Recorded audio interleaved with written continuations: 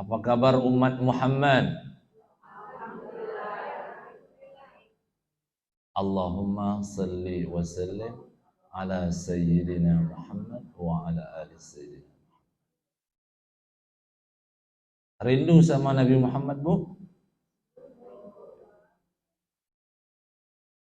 Bisa nggak kita ngirim salam buat Nabi Muhammad? Di antaranya, atau bisa nggak kita ngirim salam buat orang yang sedang berangkat umrah, menyampaikan salam kita di makbarah sana? Kira-kira sampai nggak salam kita, tetangga atau teman atau sejawat atau siapapun di antara kita yang sedang berziarah ke makam Nabi, lalu kemudian kita menitipkan salam, tolong titip salam ya, sebut namaku Idham Khalid, bahwa Idham Khalid menyampaikan salam untukmu wahai Muhammad, wahai Rasul. Assalamu alayka ya Muhammad wa hadha salam min Idham. Ini salam sampai enggak buat Nabi Muhammad? Sahabat bertanya, ketika Nabi bilang, inna salataka ma'rudatun alayya, sesungguhnya salam kalian untukku ketika aku telah wafat nanti tetap sampai kepadaku. Kaifa salamuna, kaifa salatuna ma'rudatun alayka ya Rasulullah wa innaka laqad alimta. Bagaimana salam kami bisa sampai kepadamu padahal kita sudah berbeda alam, engkau telah wafat. Kata Nabi, innallaha harramal ardu ala ajsad ambiha. Sungguhnya Allah mengharamkan semua bumi ini untuk menghancurkan jasadnya para nabi, termasuk Nabi Muhammad SAW. Maka di antara cara kalau kita betul rindu sama Nabi Muhammad, kalau ada teman siapapun di antara kenalan kita yang sedang berangkat umroh atau haji, minimal jangan cukup minta didoakan saja hajatnya. Harusnya itu utama. Ya, harusnya kita titipkan salam, tolong sebut nama saya ya, bahwa saya menitipkan salam untuk baginda Muhammad sallallahu alaihi wasallam. Saya itu kalau ada orang haji atau umroh, atau saya sendiri yang membawa jamaah umroh, seperti ya, santri saya lagi diumrohkan karena kemarin habis wisuda 30 juz. Saya bilang, Ustadz minta doa, ampuni dosa, kemudian sampaikan salam buat Nabi, itu saja. Kalau dosa sudah Allah ampuni, hajat-hajat Allah mudahkan. Ya. Minta hajat ini itu, dosa numpuk nggak ada yang ampuni Tuhan. Atau hajatnya tidak dikasih Allah, tapi justru hajatnya menyebabkan perbuatan dosa, jadi masalah lagi. Alhamdulillah Rabbil Alamin, saya sangat bahagia hari ini bisa berjumpa kembali dengan ibu-ibu dan adik-adik yang solehah ini. Mudah-mudahan perjumpaan kita ini merupakan perjumpaan yang didasari hadis Nabi Muhammad SAW, tidaklah berjumpa dua orang karena mencintai Allah Subhanahu wa taala, fatafarraqa, kemudian mereka berpisah, kecuali keduanya Allah ampuni dosa-dosa keduanya. Amin ya rabbal alamin. Ibu-ibu yang dimuliakan Allah Subhanahu wa taala, hari ini kita akan mengkaji sosok manusia yang setiap hari kita sebut namanya. Tiap hari nggak kita sebut namanya? Tiap hari kita sebut namanya, artinya seyogyanya kalau kita nyebut nama manusia, nama seseorang yang tiap hari kita sebut tiap hari, pasti harusnya tumbuh rasa rindu itu. Iya kan? Sama seperti kisah Lailah Majnun, tahu Ibu ya? Iya kan? Itu sampai orangnya nggak ada, dinding, tetap disebut, maka sampai namanya Lailah Majnun, karena disebut orang yang dia cintai di balik pintu, di balik dinding itu. Nah, seharusnya kalau Lailah Majnun sampai dikatakan gila itu karena gila cinta. Kita ini umat Muhammad pantas dikatakan gila juga. Gila kita. Gila mencintai Nabi Muhammad SAW. Karena setiap hari kita nggak bosan menyebutnya. Nah, masalahnya ada yang di bawah alam sadar hanya berucap saja, ada yang betul-betul meresapi. Nah, kapan kita bersolawat itu? Ketika sholat. Kan mungkin tidak semua orang ingat kalau mau mendawamkan Allahumma sholli ala Muhammad wa ala ali Muhammad, Allahumma sholli ala Muhammad wa ala ali Muhammad. Betul, Bu? Nah, tapi bisa dipastikan semua kaum muslimin yang sholat, walau tidak mendawamkan Allahumma sholli ala Muhammad wa ala ali Muhammad, dia pasti baca sholawat ketika sholat. Makanya orang sholat itu harusnya dia merasa sedang mi'raj. Sedang mi'raj. Nah, karena di dalam situ itu percakapan antara Nabi dengan Allah. Dan Nabi ketika diucapkan salam kepada Allah, kata assalamu alayka ayuhan nabiyyu wa rahmatullah wa barakatuh. Allah mengucap salam buat siapa? Nabi sendiri atau buat umatnya? Sendiri. Tapi Nabi menjawab assalamu alayna. Nabi bukan assalamu alayya. Nabi menjawabnya, ya Allah, keselamatan untukku dan untuk semua umatku. Assalamu alayna. Di sana, Bu, di Sidratul Muntaha sana, yang tidak ada yang boleh melewatinya kecuali Nabi Muhammad. Siapa yang ngantar Nabi Muhammad ke sana? Jibril. Jibril diperintahkan untuk menjemput Nabi Muhammad. Sudah sampai sana, lewat ada batas, ada hijab Sidratul Muntaha. Nabi Muhammad mau melangkah. Nabi Muhammad kan baru pertama kali ketika itu mi'rajnya. Kata malaikat Jibril, taqaddam ya Muhammad, maju. Loh, kata Nabi Muhammad, bagaimana kau ini? Apa? Jibril, engkau antarkan aku, yang aku belum pernah masuk ke sana, tapi engkau tinggalkan aku, engkau suruh biarkan aku sendiri. Kata malaikat Jibril, ini batasan nggak boleh semuanya, hanya engkau seorang yang boleh. Bahkan aku yang menjadi wakil Tuhan ini nggak boleh. Masya Allah. Dan itu menjemput salam Allah untuk Muhammad, dan Nabi Muhammad menyampaikan salam kita semua. Dibalas keselamatan untuk umat. Masya Allah. Maka seharusnya orang yang rajin sholat itu, kecintaan mahabbah dia itu sudah cukup menumbuhkan mahabbah dengan Muhammad SAW. Kalau betul dia renungi isi dari apa yang dia baca ketika sholat. Ibu-ibu yang dimuliakan Allah Subhanahu Wa Taala, dulu pernah saya sampaikan sebelum pengajian, ada doa yang Nabi sering dawamkan. Masih ingat itu, Bu? Doa yang Nabi berlindung dari 4 perkara. Yang 4 perkara itu kalau kita punya satu aja rumit urusan. Masih ingat? Atau lupa, atau memang belum saya sampaikannya. Karena sering saya sampaikan di pengajian-pengajian.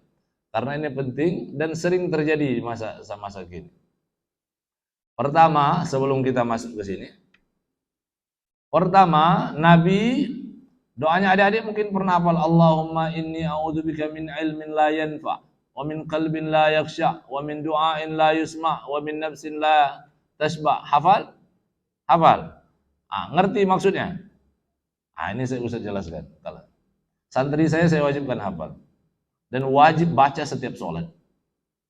Karena ini 4 perkara yang bikin urusan rumah tangga hancur, bikin urusan pekerjaan hancur, bikin urusan pribadi hancur. 4 perkara ini. Pertama, Nabi berlindung, ya Allah, aku berlindung kepadamu dari ilmu yang tidak bermanfaat. Ilmu tidak bermanfaat. Ini ibu-ibu banyak majelis taklim. Ya kan? Ada kalau ditanya ibu, majelis taklimnya berapa kali seminggu? Ya seminggu 7 kali. Artinya tiap hari dia keliling majelis taklim. Saya tanya kok bisa? Iya, karena sambil jualan baju.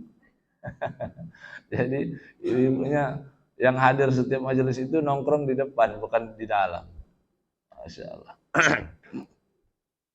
Kemudian berlindung dari ilmu tak bermanfaat. Maka hari ini banyak yang rajin ngaji, ilmunya semakin bertambah, tapi seiring bertambahnya ilmu, hatinya enggak semakin lembut. Banyak enggak semakin sombong, Bu? Semakin lebih pintar daripada yang lain, lebih hebat daripada yang lain, lebih suci daripada yang lain. Banyak, karena ilmu tak bermanfaat. Kemudian, yang kedua, wa min qalbin la yakhsha. Dan dari hati yang tak pernah khusyuk, berlindung dari hati yang tak pernah khusyuk. Ini empat-empatnya ada korelasinya, nanti saya jelaskan. Yang ketiga, wa min du'ain la yusma, dan berlindung dari doa yang tidak dijawab oleh Allah Subhanahu wa taala, enggak didengar. Yang terakhir, wa min nafsin la tasba, dan dari jiwa yang tak pernah puas, enggak bersyukur. Ibu, 2 bulan yang lalu ada musim apa, Bu? Musim selingkuh. Bukan musim duren. Ya. Ya kan seliweran itu di media sosial. Si A selingkuh sama suami istri orang, istri selingkuh sama suami orang, ya kan? Atau Allah alam, atau tetangga atau sekitar kita yang kita nyata. Saya tanya, yang saya dapati yang menduakan istrinya atau menduakan suaminya, ya, yang selingkuh itu, lihat istrinya banyak juga yang tidak kalah lebih cantik daripada selingkuhannya. Apa alasannya, Bu? Kenapa kok masih mau nambah juga? Padahal istri di rumah sudah cantik, sudah sempurna dan lebih sempurna daripada selingkuhan di luar sana. Karena nafsun la tasba. Karena jiwa yang enggak puas tadi. Menambah lagi. Sama seperti ada musim korupsi, kan? Kalau kita lihat, kan mereka didata harta kekayaan mereka. Artinya mereka semua kaya. Kenapa masih maling? Nafsun la tasba, karena jiwanya belum puas. Dan itu contoh real yang kita saksikan, ya. Banyak hal yang kecil-kecil di rumah tangga bahkan, ya kan? Yang kita banyak menuntut kepada pasangan kita, atau kita banyak menuntut kepada anak kita, atau sebaliknya. Nah, nafsun la tasba itu. Kemudian nanti berawal dari ilmu tak bermanfaat itu semuanya. Pinjol, Ibu, pinjol di Jabodetabek atau di Jakarta, saya baca ada sebuah penelitian, ada 20 juta jiwa di Jakarta atau Jabodetabek. 20 juta jiwa yang depresi gara-gara pinjol. Dan yang sampai terlilit utang pinjol berapa? 1 triliun sampai 1 triliun. Kalau sudah mencapai angka itu, artinya uang orang ini sebetulnya banyak. Kalau uangnya cuma 1 juta, 2 juta, nggak mungkin dia berani sampai menghutang sekian ratus miliar itu. Nah, kenapa dia kok terobsesi untuk menambah lagi? Nafsun la tasba. Kemudian dia berdoa, ya Allah, aku kepengen kaya, aku kepengen menambah lagi usahaku, dan sebagainya. Doanya nggak dijawab. Kenapa? Karena apa yang dia makan, apa yang dia lakukan, diharamkan Allah. Dan dia tahu ilmunya nggak bermanfaat, doanya gara-gara apa yang dia lakukan itu menyebabkan doanya tak terjawab, ya. Dan kalau sudah terlilit utang, ada nggak orang nggak galau? Nah, kira-kira kalau terlilit utang begitu, apalagi dikejar-kejar, kalau pinjol kan dikejar-kejar, ya. Nah, sama yang selingkuh itu ketahuan sama pasangannya, baik yang laki maupun perempuan, tenang nggak? Enggak. Nah, maka 4 perkara ini didawamkan seharusnya kita sebagai umat Muhammad, karena Nabi Muhammad pun mendawamkan. Nabi Muhammad aja khawatir, apalagi kita, ya. Apalagi musim ini zaman fitnah. Musim ini zaman fitnah. Saya, ya, jangankan yang biasa-biasa saja. Saya yang foto bareng-bareng sama jamaah rame-rame saja terkadang ada timbul fitnah. Ya. Apalagi yang podo sendiri-sendiri, ya. Nah, itu bisa, ya. Baik, ibu-ibu yang dimuliakan Allah Subhanahu wa taala. Ya, 4 perkara itu semoga kita dijauhkan dari semua yang saya sebutkan dari 4 itu. Amin ya rabbal alamin. Ibu-ibu yang dimuliakan Allah Subhanahu wa taala. Ini saya bawa sebuah kitab. Tadinya mau ditampilkan tapi tulisannya Arab. Saya bilang kalau saya tampilkan ibu-ibu juga sama nggak bisa bacanya nanti. Ya, saya akan jelaskan. Bu, kita sangat beruntung menjadi umat Nabi Muhammad sallallahu alaihi wasallam. Kenapa? Pertama, Nabi Adam itu cemburu sama kita. Belum Nabi yang lain, Nabi Adam yang pertama. Kata Nabi Adam, enak sekali umat Muhammad itu. Ya, apa enaknya? Setelah saya bermaksiat, kemudian saya diusir dari surga, kemudian saya bertaubat. Nabi Adam terkenal turun di mana, Bu? Diturunkan di dunia ada riwayat yang bilang Sri Lanka. Saya pernah mampir di Sri Lanka waktu mau ke negeri Oman. Katanya itu negeri Adam. Adam diturunkan. Allahu alam riwayatnya yang mana yang paling benar, ya. Nabi Adam diturunkan, diusir dari sana, kemudian Nabi Adam bertaubat. Sampai puluhan tahun, ya. Nabi Adam beristighfar Rabbana zalamna anfusana itu sampai malu melihat langit. Nabi Adam itu diusir, dosanya satu. Apa? Gara-gara melanggar perintah Tuhan. Itu aja kesimpulannya. Entah yang dia makan buah khuldi atau buah apa, yang jelas perintah Allah kalau dilanggar satu aja menyebabkan manusia terusir dari surga. Makanya kata Nabi Adam, saya satu dosa diusir dari surga, kemudian aku bertaubat puluhan tahun. Aku beristighfar tiap hari sampai aku malu menengok langit karena malu melihat Tuhan gara-gara satu dosa itu. Kemudian aku bertaubat, taubatku nggak pernah diterima sampai ke kota Mekah. Nabi Adam bertaubat gara-gara satu dosa, puluhan tahun dia beristighfar, kemudian baru diterima taubatnya kapan? Ketika sampai di kota Mekah Al-Mukarram. Umat Muhammad enak. Kapanpun dan dimanapun dia bermaksiat dan dimanapun dia harus bertaubat, di sana dia pasti diterima taubatnya. Masya Allah. Enak nggak umat Muhammad, Bu? Enak. Kalau seandainya kata Allah, kalau umat Muhammad mau bertaubat dan aku terima taubatnya harus ke Mekah, saya kira banyak yang nggak diterima taubatnya. Karena banyak yang nggak mampu untuk berangkat ke sana. Allah mudahkan. Apalagi dosa kita nggak satu, dosa kita banyak. Bertaubat, dosa di rumah, langsung bertaubat, astagfirullah wa atubu ilaik, diterima Allah dengan rasa penyesalan. Tapi kalau perbuatan, jadi jangan cukup istighfar saja. Kalau satu perbuatan, saya kemarin bahas masalah dosa ghibah di majelis taklim yang ada di. Jadi kalau bertaubat satu dosa begitu, dosa yang jelas, dosa ghibah, dosa fitnah, itu nggak cukup istighfar. Dosa jenis dosa yang kira sama-sama kita tidak tahu, apapun dosanya, harus betul sholat tobat, harus sungguh-sungguh. Nggak bisa astagfirullahalazim, udah nggak bisa. Ya, sebagaimana sungguh-sungguhnya pezina yang datang kepada Nabi Muhammad minta dirajam itu, yang kisahnya sangat masyhur itu. Tuh, yang pertama keutamaan Nabi Muhammad yang dicemburui oleh Nabi Adam adalah kita bertaubat dimanapun kita berdosa dan kita langsung bertaubat, Allah menerima taubat umat Muhammad. Nabi Adam enggak, sampai kota Mekah. Itu pun butuh waktu. Kemudian kata Nabi Adam, enaknya lagi umat Muhammad, kalau aku dulu setelah aku berdosa satu kali diusir, dipisahkan dari istriku. Coba bayangkan ibu satu kali berbuat dosa dipisahkan dari suami.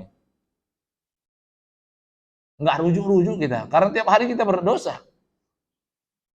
Jomblo semua kita. Iya. Tapi umat Muhammad enggak, kata Nabi Adam. Mereka berdosa, tapi mereka tetap bersama pasangannya masing-masing. Kalau saya lama menjomblo, kira-kira gitu. Ngeluhnya Nabi Adam ini. Masya Allah. Terus, enaknya Nabi umat Muhammad, dulu saya bermaksiat, saya dulu di surga, kata Nabi Adam. Kemudian saya berpakaian tertutup. Gara-gara satu dosa Allah telanjangi saya. Umat Muhammad membuat dosa telanjang bulat, tapi Allah kasih pakaian.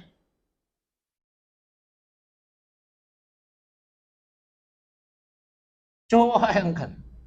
Kalau Allah yang pemaksiat itu langsung Allah nggak kasih pakaian sehelai seperti Nabi Adam, waduh pakai daun semua kita.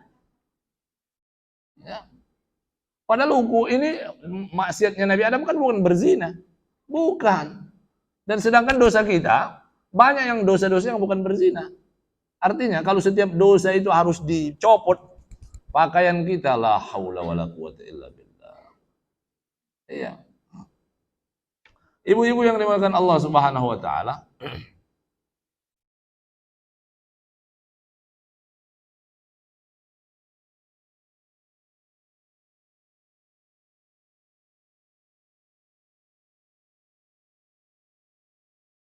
Kemudian, nah yang keempat, kata Nabi Adam, itu kalau yang ini yang jelas, saya berbuat dosa, padahal saya udah di surga, kemudian saya diusir. Umat Muhammad belum pernah ke surga. Mereka bermaksiat. Justru dimasukkan ke surga duluan karena bertaubat.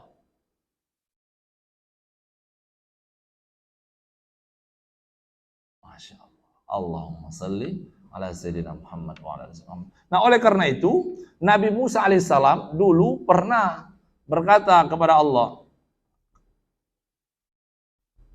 dan bahkan nanti mungkin di mahsyar, kata Nabi Musa alaihissalam, ya Rabb, inni ajidu fil alwa ummatan humus syafi'un mulal musyaffa'un. Aku mendapati di lauhul mahfudmu terdapat suatu umat yang memberi syafaat dan mendapatkan syafaat, saling memberi syafaat. Faj'alhum ummati ya Rabb. Tolong jadikan mereka yang dimaksud dalam lauhul mahfud ini umatku, kata Nabi Musa. La, kata Allah, innahum ummatu Muhammad. Mereka yang bisa saling memberi syafaat hanya umat Muhammad sallallahu alaihi wasallam. Saya memberi syafaat buat ibu, ibu memberi syafaat buat saya. Ini antara kita, belum antara nabinya sama umatnya. Antara umat sama umat yang bikin cemburu Nabi Musa alaihissalam.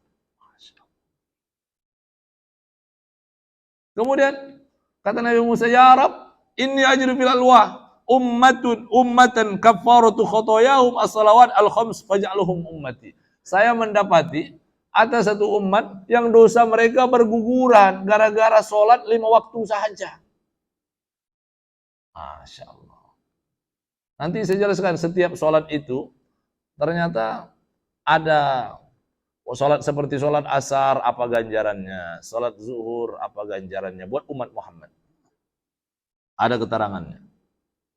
Ini intinya banyak ungkapan-ungkapan Nabi Musa yang disampaikan kepada Allah bahwa beliau cemburu, dan diantaranya beliau cemburu nanti ada umat yang akhir zaman. Enak sekali kata Nabi Musa. Ada umat akhir zaman, mereka hidupnya di akhir zaman, ya kan? Mereka umurnya pendek. Humul akhirun lakinnahum sabiqun. Tapi enak sekali mereka, kata Nabi Musa, tercatat di Lauhul Mahfuz itu ada umat yang dia terlahir di akhir zaman. Namun nanti di akhirat mereka duluan masuk surga. Faj'alhum ummati, jadikan mereka umatku. La, kata Allah, innahum ummatu Muhammad. Dia hanya umat Muhammad.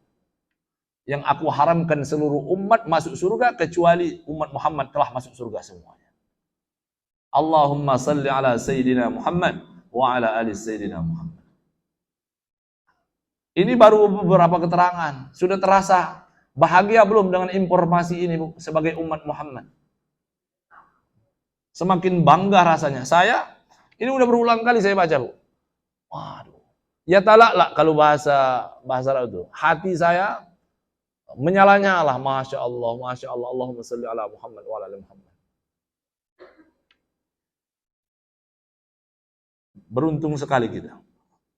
Dulu, umat-umat sebelum kita, Ibu tahu umat-umat sebelum umat Nabi Muhammad sallallahu alaihi wasallam itu enggak, mereka kalau ada kurban, ada sedekah, ada zakat, zakat mereka makan enggak? Enggak. Ibu tahu enggak itu? Kan kita sekarang kalau kurban dibagikan, betul? Kalau sedekah dibagikan, kalau infak dibagikan, zakat dibagikan. Dulu umatnya kata Nabi Musa, sedekah zaman aku, sedekah itu dibakar. Loh, saya tanya, yang diberi kan kibas, Qabil sama Habil. Kan mereka memberikan kurban untuk Allah dua-duanya, kibas ya kan? Apa domba? Siapa yang makan? Dimakan nggak? Enggak. Tapi umat Muhammad ketika disedekahkan mereka terima dan mereka boleh makannya. Coba kalau sekarang ibu-ibu panitia Masjid Nurul Qalbin kan sering mengadakan ini, ya kan, santunan, diterima sama anak-anak yatim atau ada adik tahfiz, ya, atau siapapun yang membutuhkan, terima, habis itu mereka bakar, kan agak-agak rasanya. Itu hanya berlaku buat umat Muhammad sallallahu alaihi wasallam. Masya Allah. Kemudian ya Rabb, kata Nabi Musa alaihissalam, ajidu fil alwa ummatan idha hamma ahadun bihasanatin falam ya'malha kutibat lahu hasanatan wahidatan wa idha amilaha kutibat lahu asyru amsalihha ila 700 dhi'fin fasa'idan wa idha hamma ahaduhum bisayyi'atin lam yuktab alaihi syai'un wa idha amilaha kutibat alaihi sayyi'atan wahidah. Aku mendapati suatu umat yang tercatat di Lauhul Mahfuz, umat itu nanti kalau dia melakukan satu kebaikan, belum melakukan, dia baru beriktikad, berniat, belum dia lakukan dan enggak dia lakukan, tapi sudah dia niatkan, maka engkau catat baginya satu kebaikan.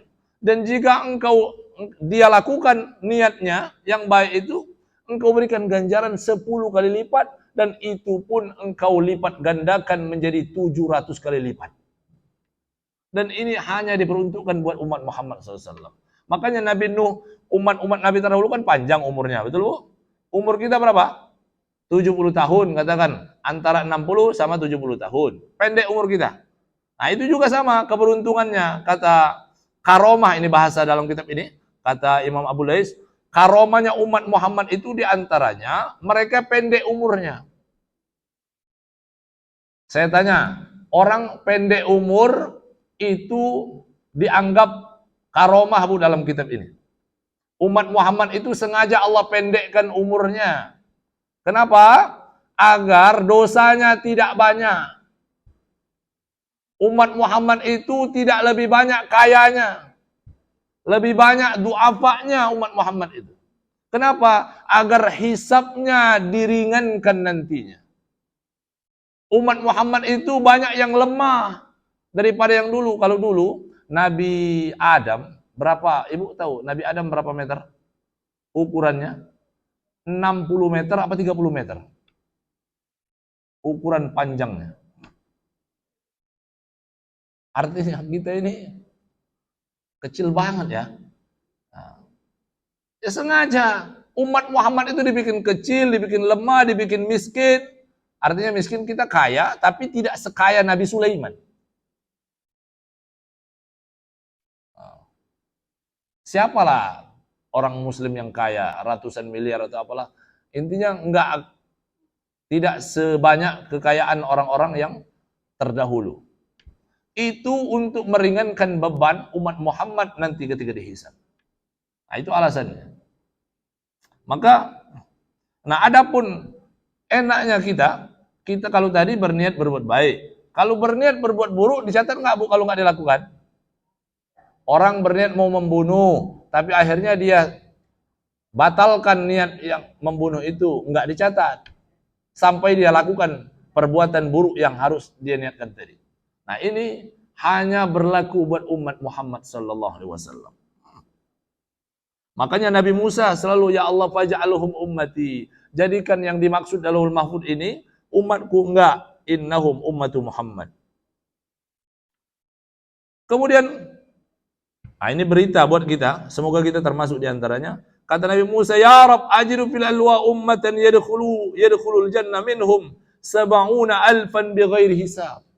Aku mendapati di Lauhul Mahfudmu ada golongan 70.000 golongan yang masuk surga tanpa hisab. Tolong jadikan dia adalah umatku ya Allah. Kata Allah, innahum ummatu Muhammad. Mereka hanya umat Muhammad. Mereka hanya umat Muhammad yang bisa masuk surga tanpa hisab. Umat Muhammad sallallahu alaihi wasallam. Siapa? Nah, 70.000, tapi umat Muhammad miliar. Masukkah kita di antara 70.000 itu? Tinggal kita berpikir, perbanyaklah berbuat. Tapi nanti akan saya akhiri, jangan terlalu bergantung dengan syafaat, karena masing-masing akan mempertanggungjawabkan amalannya masing-masing. Ya, nanti akan saya tutup dengan itu.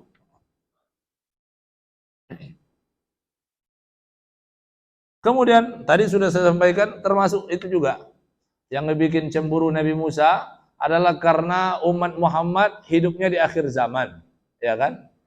Mereka kalau meninggal, ada saya pernah tanya, Ustadz itu gimana ya? Kasian banget umat-umat terdahulu, sudah masuk kubur duluan, siksanya lama banget, ya kan?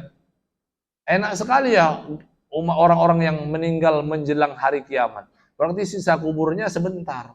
Itulah keutamaan umat Muhammad.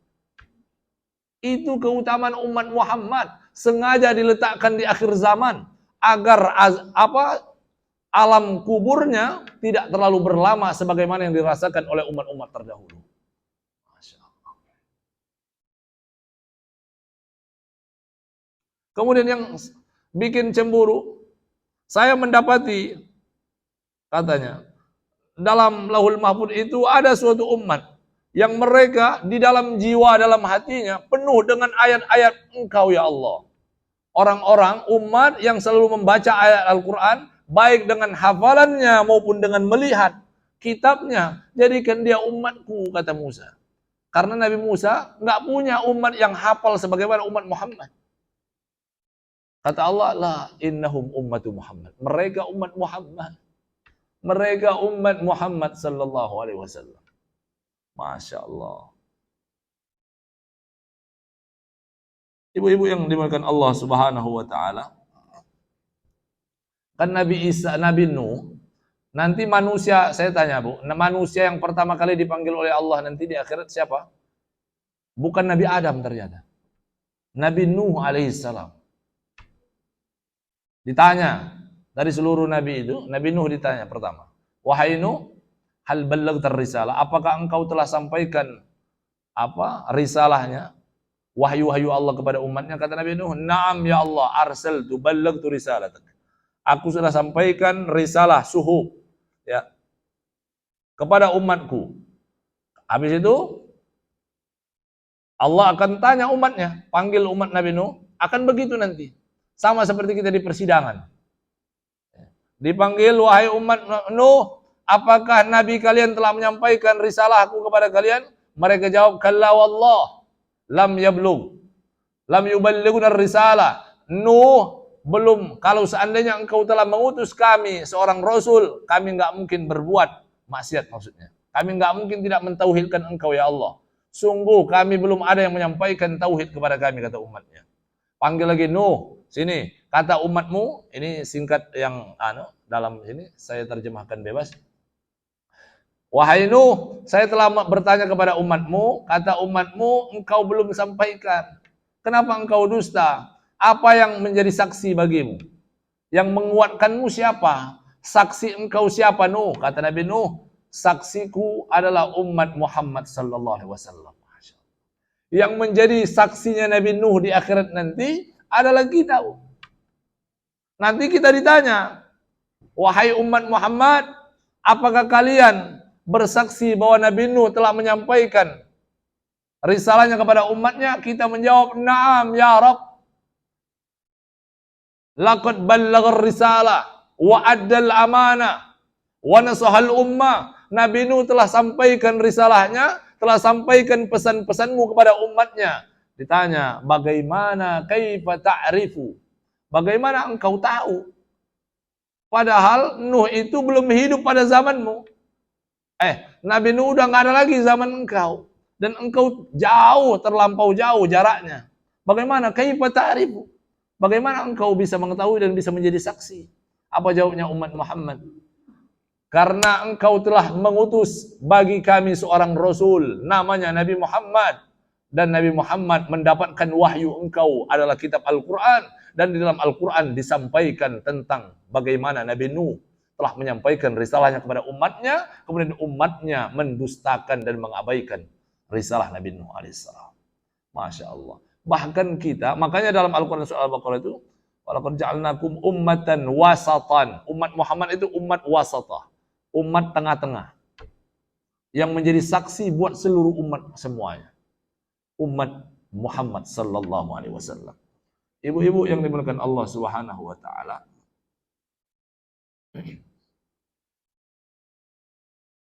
Nah, ini saya menjelaskan yang sholat tadi. Kata ketika Nabi Muhammad Isra Mi'raj, ya, Isra Mi'raj kan disuruh taqaddam, sudah sampai Sidratul Muntaha, Jibril enggak masuk, yang masuk Nabi Muhammad seorang saja. Kata Nabi Muhammad, kenapa kamu enggak ikut sama saya? Enggak boleh, kecuali engkau yang diizinkan. Hanya engkau Muhammad yang diizinkan masuk Sidratul Muntaha. Jadi langit itu, ibu kebayang enggak? Ini Sidratul Muntaha, paling atas itu mustawa. Tahu mustawa? Istiwa 'alal arsy, tempat bersemayamnya Allah. Nah, di bawah mustawa, istiwa, tempat bersemayamnya Allah itu, di bawahnya itu Sidratul Muntaha. Artinya langit yang nomor 2 tertinggi. Dan yang boleh masuk itu hanya Nabi Muhammad SAW. Enggak ada yang pernah masuk kecuali dia. Termasuk malaikat Jibril. Masya Allah. Nah, maka engkau lebih mulia, kata malaikat Jibril. Akhirnya Nabi Muhammad, fataqaddamtu hatta intahaitu ila saririn min dhahabin wa alaihi firashun min haril jannah. Kemudian aku maju, ternyata di sana sudah disiapkan ada kasur, ada ranjang yang terbuat dari emas, dan firas itu kasurnya terbuat dari apa, Bu? Kalau sarung apa namanya yang lembut itu? Sutra. Terbuat dari sutra, suprenya. Masya Allah. Mana ada Jibril, kemudian dipanggil, wahai Jibril. Jibril memanggil, ya Muhammad, inna Allah Ta'ala yusni alaika. Nah, ketika itulah, ini barulah cerita Mi'raj salat itu. Wahai Muhammad, Allah memanggil engkau dan Allah telah memuji. Fasma' wa ati' wala yahulannaka kalamuh. Dengarkanlah pujian Allah. Apa pujian Allah? Kemudian Nabi Muhammad, fa bada'tu bis sana' 'ala Allah Ta'ala faqultu, apa kita tahiyat? At-tahiyyatu lillahi was-salawatu wat-thayyibat. Itu jawaban Nabi Muhammad sallallahu alaihi wasallam. Itu jawaban Nabi Muhammad yang kita sekarang dawamkan setiap hari. Ini kita sedang mi'raj. Ketika baca itu, Allah menjawab. Jadi yang ada dialog ketika sholat bukan hanya ketika sholat saja berarti. Bukan Alhamdulillah Rabbil Alamin. Kan kalau Bismillahirrahmanirrahim, kata Allah jawab, Sammani abdi, hambaku telah menyebut namaku. Alhamdulillahi Rabbil Alamin, hamidani abdi. Allah menjawab, hambaku telah memujiku. Nah, ini sama ketika tahiyat. Kita membaca at-tahiyyatu lillahi wassalawatu wattayyibat. Salam sejahtera dan keselamatan dan kebaikan bagimu ya Allah. Maka Allah menjawab, Assalamu alayka ayyuhan nabiyyu wa rahmatullahi wa barakatuh. Maka Allah menjawab, tapi salam itu jawabannya buat Muhammad saja. Yang pertama. Kemudian Nabi Muhammad barulah masukin kita semuanya. Assalamu alayna wa ala ibadillahis salihin. Masya Allah. Jadi makanya saya dulu pernah juga sampaikan, Bu, ada nggak di sini doa bersama nggak setelah sholat? Di masjid ini kebiasaannya ada doa bersama nggak setelah sholat fardu 5 waktu? Kan imamnya assalamualaikum, assalamualaikum, doa sendiri-sendiri atau doa dipimpin imam? Sendiri-sendiri, betul? Nah, oke. Jadi kita tidak usah merecokin orang yang nggak berdoa setelah sholat. Kenapa? Harusnya kita sudah berdoa ketika sholat.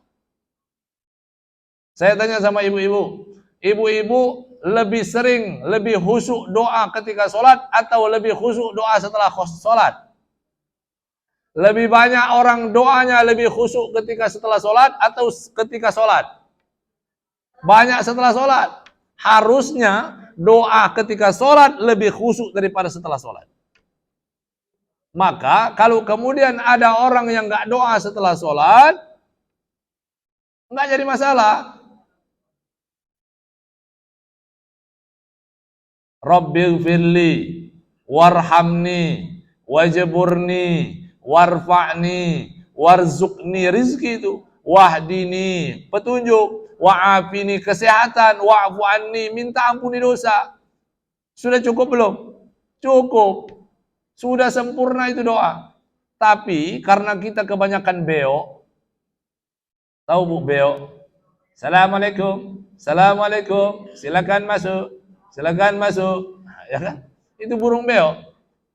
Tanya, ente ngerti nggak assalamualaikum? Nggak tahu. Itu burung beo. Nah kalau kita sama seperti burung beo, sholatnya ya begitu. Nah, ya. Sujud yang terakhir, kan doa itu harusnya. Sebelum salam ada doa juga. Allahumma inni a'udzubika min adzabil qabri, ya, min adzabi jahannam, min adzabil qabri, wa min fitnatil mahya wal mamat, wa min syarri fitnatil masiihid dajjal. Minta dihindarkan dari siksa kubur, neraka jahannam, fitnah masih dajjal nantinya. Masya Allah. Nah, harusnya begitu, ya. Jadi kalau kemudian kita terjadi perbedaan itu, ya monggo. Tapi mau berdoa nggak berdoa, saran saya di majelis yang dimuliakan Allah ini buat ibu-ibu yang soleha di hadapan saya ini, berharapannya ke depannya jadikanlah solat momen di mana doa kita lebih khusyuk daripada di lain solat. Karena kalau ditanya mahiyas solat, apa itu solat? Solat itu adalah doa. Solat itu artinya doa. Ibu tanya ke seluruh ustaz-ustaz, solat itu apa artinya ustaz? As-salatu hiya doa. Solat itu adalah doa. Maka seyogyanya orang ketika solat sedang berdoa kepada Allah. Kita baca iyyaka na'budu wa iyyaka nasta'in, itu doa bukan? Ya Allah, aku hanya menyembah dan minta tolong kepadamu. Anakku sakit, ya Allah, aku sudah berobat ke sana kemari ke orang pintar karena aku nggak pintar. Orang pintar karena aku dibodohin. Iya. Hanya kepadamu ya Allah. Ikhtiar sudah aku serahkan ya Allah kepadamu, tolong sembuhkan. Ya. Kan itu doa itu. Ini doa setelah sholat merengek-rengek, saya nggak nyala, nggak bilang salah. Cuma kurang tepat saja. Lebih sempurna kan harusnya ketika sholat. Karena ketika sholat, waktunya kita sedang komunikasi langsung dengan Allah Rabbul Alamin. Dan Allah lebih serius mendengarkannya. Karena orang sedang menghadap Allah. Ya. Ibu tahu hukum apa hukum orang melewati orang sedang sholat? Boleh nggak? Nggak boleh. Dalam riwayat hadisnya, walau orang sholat itu menunggu sampai 40 hari, jangan lewati. Tunggu 40 hari dia berdiri. Saking tidak bolehnya. Karena orang ini sedang berkomunikasi dengan Rabbul Alamin. Nah, maka apapun yang sedang kita minta, mintalah ketika sholat.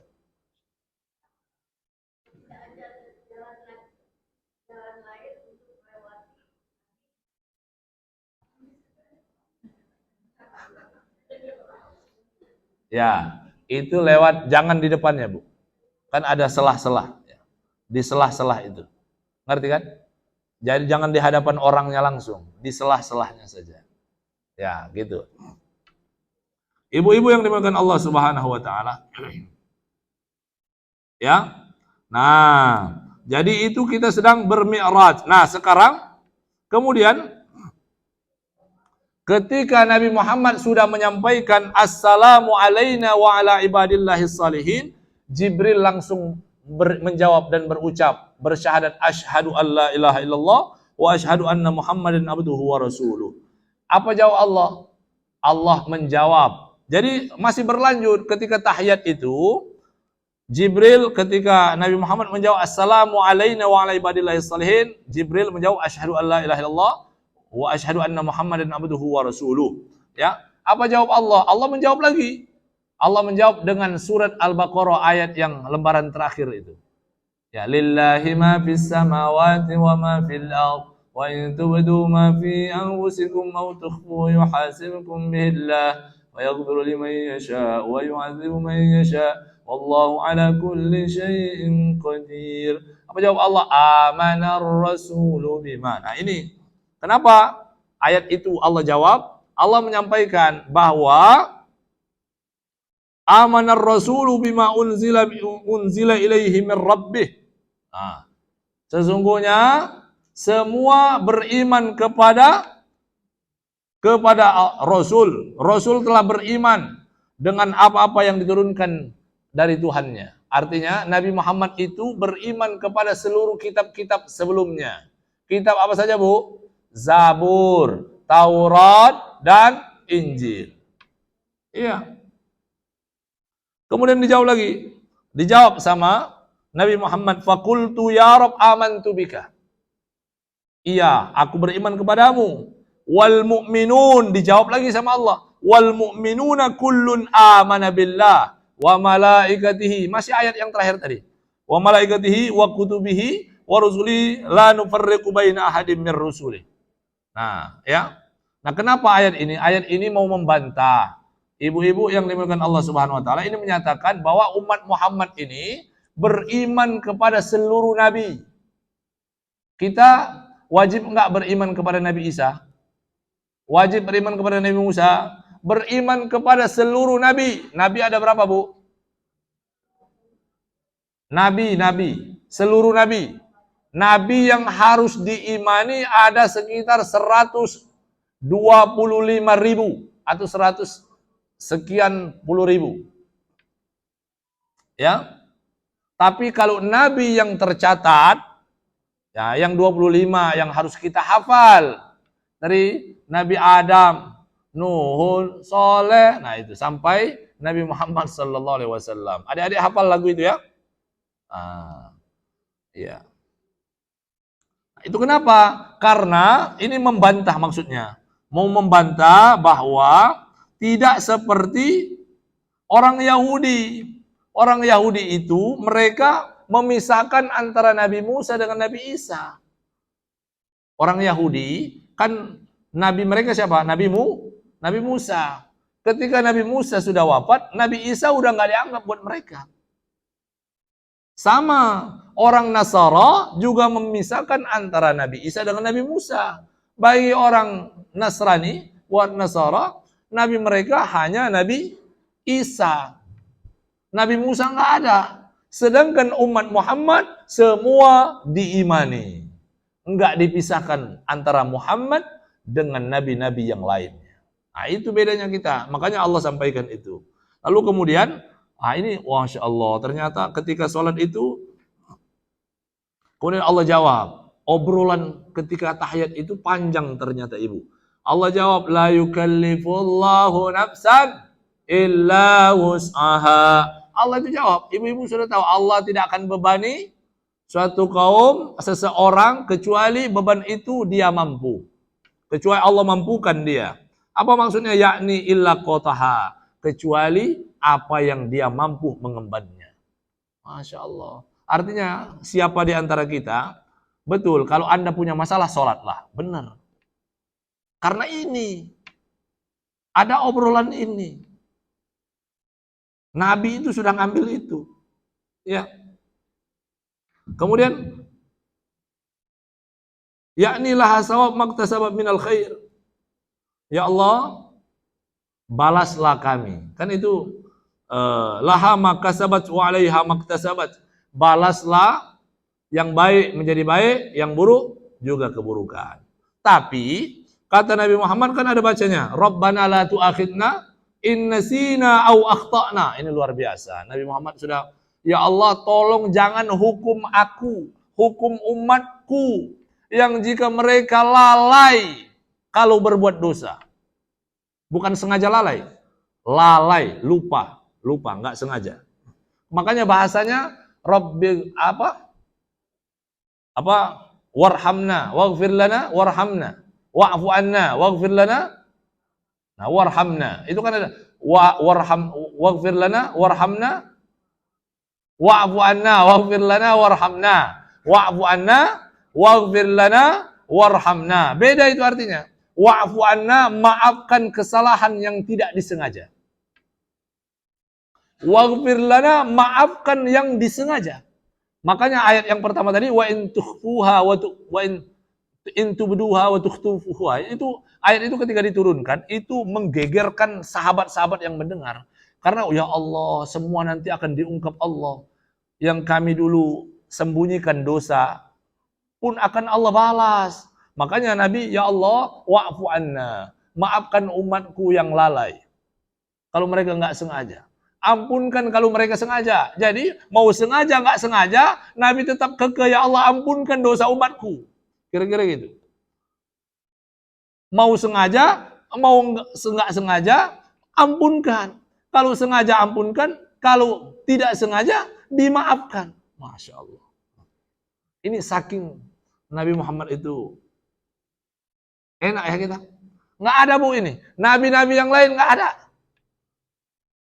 Nabi-nabi yang lain itu nggak ada yang sampai begini.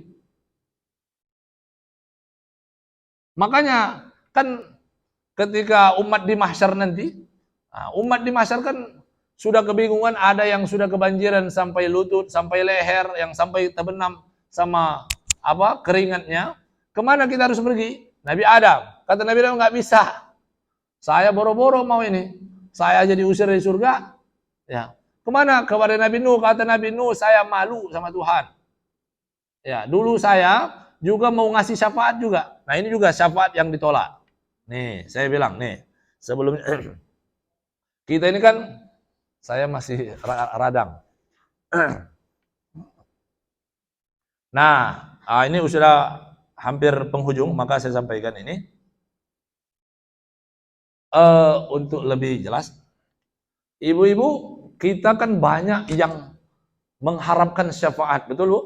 Baik syafaat, anak saya habis Quran, ya kan? Bapak saya kiai, guru saya alim soleh, nanti saya diselamatkan sama guru saya, betul? Agama Islam sangat menganjurkan dan mengajarkan kemandirian dalam beramal soleh. Catat itu bu, ajaran Islam sangat menganjurkan umatnya untuk mandiri dalam beramal saleh. Kenapa? Karena kata Allah, wa alaysa lil insan illa ma sa'a. Atau ayat yang lainnya, surah Al-Qiyamah, kullu nafsin bima kasabat rahina. Semua kita nanti akan tergadaikan dengan amal perbuatannya masing-masing. Nggak ada yang lain. Kalau yang kita kerjakan keburukan, maka keburukan pula yang kita dapatkan. Wala taziru waziratu wizra ukhra.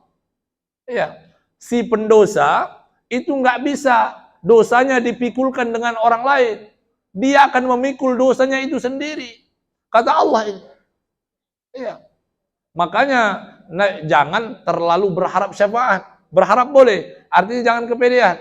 Sehingga biarin aja saya berbuat dosa, emaknya yang penting anak saya sudah ada hafiz Quran. Ibu hafal surah ayat kursi? Man zalladzi yashfa'u indahu illa bi'izni. Siapa orang nanti di mahsyar atau di hari kiamat yang punya hak memberikan syafaat dan dia tidak akan bisa memberikannya kecuali atas izin Allah Subhanahu wa taala. Termasuk Nabi Muhammad. Termasuk anak yang hafal Quran. Kalau Allah tidak mengizinkan, illam yu'dzan la yusfa'. Illam yu'dzan la yusfa'. Kalau Allah tidak izinkan, maka tidak bisa memberikan syafaat. Iya. Maka kata Nabi Muhammad, kalau Anda ingin selamat di akhirat, banyaklah amal perbuatan yang menjadi alasan engkau nanti selamat. Yang menjadi alasan agar Allah izinkan diberikan syafaat. Makanya Nabi Muhammad ketika turun ayat Al-Quran, wa anzir ashiratakal aqrabin. Ya, diturunkan itu, wahai Muhammad, berikanlah peringatan kepada keluarga kecilmu. Akhirnya Nabi Muhammad kumpulkan Bani Hashim. Di sana ada Al-Abbas ibnu Abdul Muttalib, ada juga Sofiyah, ada juga bibinya, ada Fatimah binti Muhammad sallallahu alaihi wasallam. Nah, dengarkan di sini, ada kata-kata yang menghujam buat diriku sendiri. Ini di beberapa tempat ada perayaan-perayaan Maulid Nabi, itu juga sering saya singgung. Kata Nabi Muhammad buat Fatimah, istrinya, anaknya tercintai. Anak yang dicintai Nabi Muhammad. Ya Fatimah. Kata Nabi Muhammad, ya Fatimah binti Muhammad. Wahai Fatimah, anakku yang aku sayangi. Sali min mali in syi'ti. Sekarang engkau boleh ambil hartaku sesuai apa yang kau mau. Ambil aja. Kemudian di ujungnya, wahai Fatimah, camkan, wala ughni anki minallahi syai'a. Namun nanti di akhirat, aku enggak punya kuasa untuk menyelamatkan wahai Fatimah. Ibu, Fatimah anaknya Muhammad. Kita tetangga Muhammad? Bukan. Kita sahabat Muhammad? Bukan. Kita bukan anaknya Muhammad. Kita bukan sepupunya Muhammad. Kita enggak pernah melihat Muhammad. Lantas kita dengan pede mengharapkan syafaat Muhammad sallallahu alaihi wasallam tanpa mengamalkan sunnah-sunnah Muhammad sallallahu alaihi wasallam. Maka kaca kita harus lebih lebar. Lebih lebar.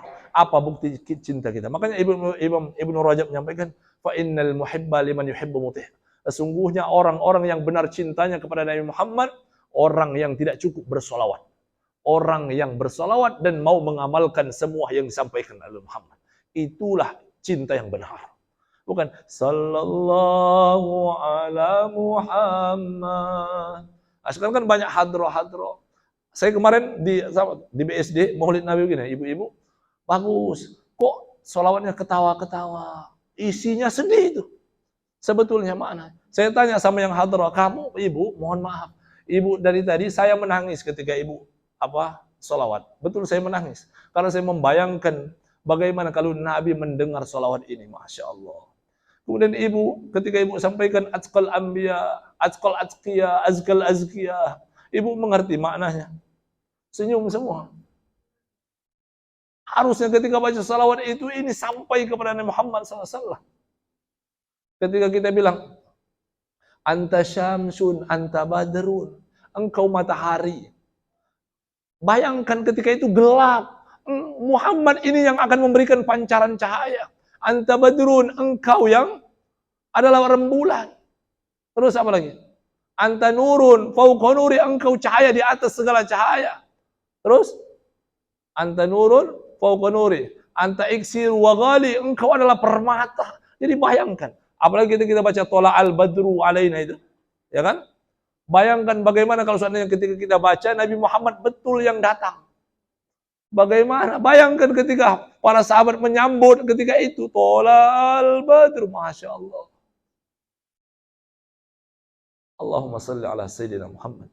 Wa ala ali Sayyidina Muhammad. Maka kalau seorang Fatimah belum tentu diberikan syafaat.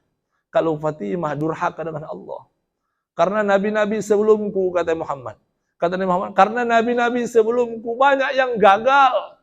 Yang tidak diizinkan memberikan syafaat buat anaknya, termasuk Nabi Nuh alaihissalam. Nabi Nuh bilang, ya Allah, inna bani min ahli. Anakku itu anakku, keluargaku. Kata Allah, qala ya Nuh. Hafal adik ini? Juz 11. Qala ya Nuh, innahu laysa min ahlik. Wahai Nuh, dia bukan keluargamu. Nuh, itu bukan anakmu lagi. Karena dia enggan bertauhid kepadaku. Maka ditanya sama Abu Hurairah, ya Rasulullah, man as'adun nas yaumal qiyamah bisyafa'atika. Siapa manusia yang paling berbahagia nanti di akhirat? Di hari kiamat dengan syafaatmu. Kata Allah, man qala la ilaha illallah khalisan min qalbi. Siapa orang yang berucap la ilaha illallah yang murni tulus dari hatinya. Dia yang akan berbahagia mendapatkan syafaatnya. Nah, karena ini enggak dapat anaknya Kan'an disuruh ya bunayyar kam ma'ana, masuk ke dalam kapal. Sa'awi ila jabali ya'simuni ilal ma', kata anaknya enggak mau. Saya akan lari ke gunung yang akan menyelamatkanku. Bukan. Jadi kalau ada keluarga kita yang membangkang, enggak bisa kita beri syafaat. Yang bisa saling memberi syafaat adalah sama-sama iman. Betul-betul la ilaha illallah mukhlisan khalisan min qalbi. Ikhlas betul tulus karena Allah Subhanahu wa taala. Maka saya sejak ikut Ustaz Abu kan banyak juga orang menghadap kepengen diislamkan, termasuk di BSD ini. Dikit-dikit dalam, Ustaz, ada saudara saya mau diislamkan. Ada, ya. Selalu termasuk Ustaz Nababan itu pasti bertanya, kamu terpaksa atau tidak? Apalagi orientasi mau kawin. Ya. Kan banyak itu. Biasanya orang mertuanya, calon mertuanya yang bawa. Ini Ustaz, ada calon nantu saya mau Islam. Atau calon istrinya. Atau calon suaminya. Yang istrinya yang akan masuk Islam. Ini. Entah dia berpura-pura atau tidak, hanya dia dengan Allah yang tahu. Kalau dia jawab, kamu benar masuk Islam bukan karena hanya menikah. Kalau menikah itu menjadi asbab hidayahnya, bagus. Tapi kalau hanya untuk itu, karena kemarin saya bawa jamaah umroh, ibu-ibu, suaminya tidak mengizinkan dia berhijab. Karena saya bilang, kenapa enggak sama suaminya belum mau berangkat umroh? Boro-boro mau berangkat umroh. Saya saja berhijab enggak boleh. Karena suaminya kenapa? Mualaf. Artinya ini sudah indikasi, betul? Indikasi bahwa keislamannya bisa jadi hanya karena ingin mendapatkan cinta perempuan itu saja. Kalau khalisan lillah min qalbi, kalau dia ikhlas dari hatinya, justru harusnya mendorong. Ya kan? Ayo. Ya kan? Nah, maka dari situ Nabi Nuh gagal memberikan syafaat buat anaknya, kata Nabi Muhammad. Ada juga Nabi Ibrahim. Tahu ayahnya Nabi Ibrahim itu punya agama apa, Bu? Agama paganisme namanya. Ya. Nabi Ibrahim itu kan bapaknya Azar itu ahli pahat. Ahli bikin patung. Ya. Nabi Ibrahim, ya Allah, aku sayang. Kata Nabi Ibrahim, innaka wa'adtani. Ini bahasa Nabi Ibrahim. Innaka wa'adtani alla tukhzini yawma yub'atsun. Engkau telah berjanji kepadaku, ya Rabb, engkau tidak akan membuat aku sedih pada hari di mana manusia dibangkitkan dari kuburnya. Wa ayyul akhza min abil ab'ah. Ketika itu Nabi Ibrahim mencari bapaknya, kepengen diselamatkan. Kesedihan mana yang lebih sedih, ya Allah? Nggak ada kesedihan yang lebih berat kecuali engkau jauhkan aku dengan bapakku. Ini ungkapan karena Nabi Ibrahim nggak punya kuasa memberikan syafaat buat bapaknya yang tidak bertauhid kepada Allah Subhanahu wa taala. Ya. Nah, maka kita pun sama. Seharusnya kita harus berkaca apa yang menjadi alasan bahwa aku nanti akan mendapatkan syafaat Nabi Muhammad SAW. Karena dalam riwayatnya ada juga, ini saya bacakan, ada, nah ini ternyata masalah korupsi ini sudah dibahas dulu, Bu, oleh Nabi Muhammad. Saya juga pas mendapati riwayat ini, Masya Allah. Jadi nanti kata Nabi Muhammad akan datang, jangan sampai kalian datang. Kata Abu Hurairah, ini riwayatnya, qama bainana Muhammad SAW, ketika tiba-tiba Nabi Muhammad berdiri di hadapan para sahabatnya, kemudian beliau sampaikan, la ulfiyanna ahadakum yaji'u yaumal qiyamah ala raqabatihi ba'irun lahu rugha. Jangan sampai kalian nanti datang pada hari kiamat dengan seperti seseorang yang membawa onta. Bukan onta membawa dia. Orang ini membawa onta, dipikulnya di punggung sini. Kemudian ontanya berteriak, ya ta'awah, aduh, mengeluh. Tolong, karena keberatan. Ini apa yang dimaksud onta yang dipikul ini? Harta yang dicuri. Harta yang dicuri. Maka ibu-ibu seharusnya sebagai istri, istrilah yang menyelamatkan suami dari harta yang haram. Bagaimana caranya? Sebelum ibu-ibu menerima infak dari suami, nafkah, tanya, min aina hadza? Ayah, kamu dapat proyek dari mana? Tanya itu. Wallah, kalau semua para istri selalu bertanya, walau rewel, seharusnya suami berterima kasih punya istri yang seperti itu. Istri saya kalau habis seperti ceramah, dikasih ujroh, ya kan, maaf bicara seperti itu, dikasih, kalau amplop, tanya, ayah itu buat santri atau buat kamu? Kalau buat santri, jangan kasih ke aku.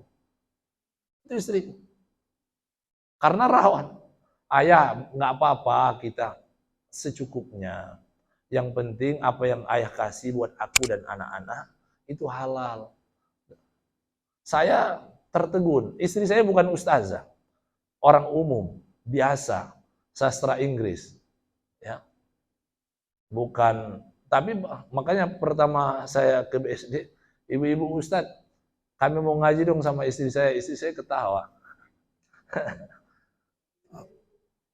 Ya, maka kata dalam lanjutannya, orang yang membawa onta tadi, yang dipikirkan onta sama seperti orang yang membawa dosa, membawa harta curian itu, dia akan fayaqulu ya Muhammad, dia akan memanggil, wahai Muhammad, akhirni tolong aku, berikan syafaat untukku. Apa kata Muhammad? Fa aqulu la amliku laka minallahi syai'an qad ablaghtuka.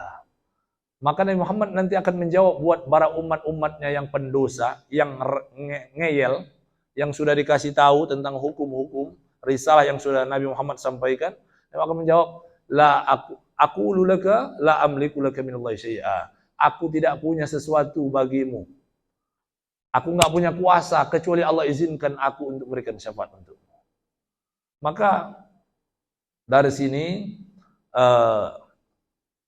saya ingin sampaikan, kalau maaf Ibu, jadi bolak-balik ya. Rasanya kalau nggak berdiri tak tersampaikan ekspresi saya. Ya, jadi saya kira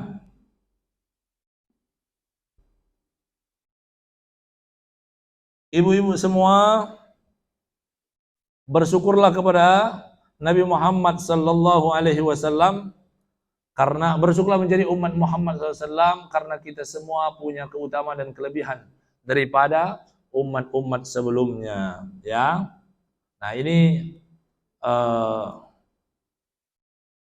sangat banyak. Kalau ini tadi udah saya tutup dengan yang begitu sengaja agar kita tidak terlena dengan apa yang seharusnya kita belum tentu kita dapatkan, yaitu apa? Syafaat Muhammad SAW. Terakhir, nah ini kayaknya penting juga. Terakhir, nah ini Nabi Muhammad SAW ini menjelaskan tentang sholat 5 waktu. Ini penting saya kira untuk memberi motivasi buat kita. Kenapa kita harus sholat subuh, kenapa kita harus sholat zuhur, kenapa kita harus sholat asar, sholat maghrib dan isya. Dijelaskan oleh Ali radhiyallahu taala ketika beliau duduk bersama Nabi Muhammad, ketika Nabi Muhammad duduk bersama orang-orang muhajirin dan orang Ansor, kemudian beliau meminta, inna nas'aluka an kalimat, tolong berikan kami nasihat yang diberikan kepada Nabi Musa dan tidak diberikan kepada Nabi kecuali engkau. Faqalu ya Muhammad, wahai Muhammad, akhbirna an hadhihi salawat. Tolong berikan kami penjelasan tentang salat 5 waktu yang diwajibkan. Dijelaskan, amma salatu zuhri idza zalatis syamsu, kalau salat zuhur ketika zuhur ini kan panas Bu ya. Ya kan? Zuhur itu ketika panas, dia waktunya di mana yusabbihu kullu syai'in li rabbih. Jadi ketika kita salat zuhur, waktu itulah semua makhluk Allah bertasbih. Semua makhluk Allah ketika waktu zuhur nanti, semua makhluk yang ada, rumput-rumput yang hidup maupun yang enggak hidup, semua bertasbih kepada Allah Subhanahu wa taala. Dan waktu itulah umat Muhammad juga ikut beribadah kepada Allah Subhanahu wa taala. Wa amma salatul asri fa innaha sa'ah allati akala fiha Adam alaihissalam minas syajarah. Adapun salat asar itu adalah waktu di mana Nabi Adam itu durhaka makan buah khuldi. Jadi waktunya Nabi Adam makan khuldi itu adalah waktu asar. Salat maghrib fa innaha sa'atu allati taballahu alaihi Adam. Adapun waktu maghrib di mana Nabi Adam diterima taubatnya. Maka tidaklah orang, dalam riwayatnya, tidaklah orang salat maghrib kemudian dia berdoa dan bertaubat kecuali apa yang diminta Allah kabulkan. Ya. Allah kabulkan. Tapi jangan sholat asar di ujung. Ada syafaq, Pak. Kalau syafaq, tahu syafaq? Menjelang maghrib kan ada warna merah itu. Apa itu namanya? Upuk-upuk merah itu ya. Nah, itu korne syaitan, 2 tanduk setan. Maka makanya diharamkan sholat ba'diyah asar. Ya kan? Nggak boleh. Nah, termasuk itu. Nah, siapa yang mengakhirkan sholat asar, apalagi di ujung-ujung itu, ya itu yang sama seperti waktunya setan muncul itu. Ya. Nah, maka disampaikan, fama min mu'min yusalli hadis shalah al-muhtasiban, tidaklah seorang mukmin salat dengan salat maghrib ini dan dia berharap summa yas'alullahu ta'ala syai'an illa atahu iyahu. Kemudian dia berdoa meminta sesuatu hajat, tidaklah dia berdoa kecuali Allah berikan hajatnya.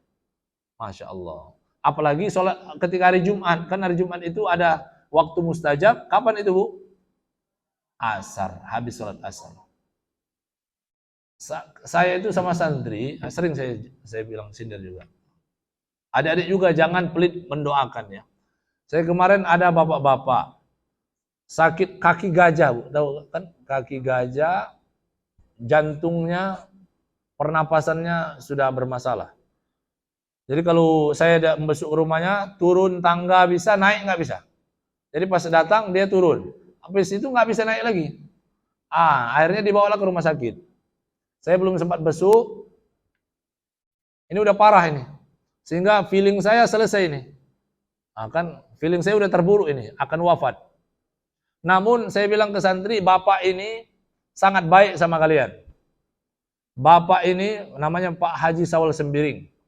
Beliau ini selalu baik sama kalian. Apapun ketika kalian habis ujian, pasti beliau ingat untuk membahagiakan kalian. Padahal beliau ini nggak punya duit, tapi beliau berusaha ngajak orang-orang berduit untuk bantu santri, ya, entah jalan-jalan atau apa-apalah. Saya bilang beliau ini nggak pernah ngasih kalian uang, tapi asbab beliaulah kalian semua bisa bahagia setiap kalian membutuhkan. Sekarang saatnya kalian balas. Gimana cara balas? Kalian jangan sampai 5 waktu kecuali kalian kirim Fatihah untuk kesembuhan Pak Syawal. Tiap hari, selama 2 hari, dari subuh sampai isya, santri selalu menyebut namanya dan mendoakan agar ya Allah berikan keajaiban, sembuhkan. Berat badan udah 100. 2 hari kemudian, saya belum sempat besuk, baru nanya kapan jadwal besuk. Rupanya dia udah di rumah. Jumpa di masjid, badan yang gemuk berat tadi sudah langsing dan sudah sehat. Semua kaget termasuk sahabatnya. Kebetulan sahabatnya 2 hari yang saya suruh santri doakan itu ada di pondok tiap hari. Dia lagi ada urusan mungkin di pondok saya ketika itu. Dia dengar nama temannya kok disebut terus setiap sholat. Ada, luar biasa. Nah, akhirnya, dan itu nggak tahu, yang bersangkutan nggak tahu kami doakan. Kan biasanya kalau teman-teman kita sakit di grup ya Bu ya. Semoga sembuh ya, betul? Saya jarang komen.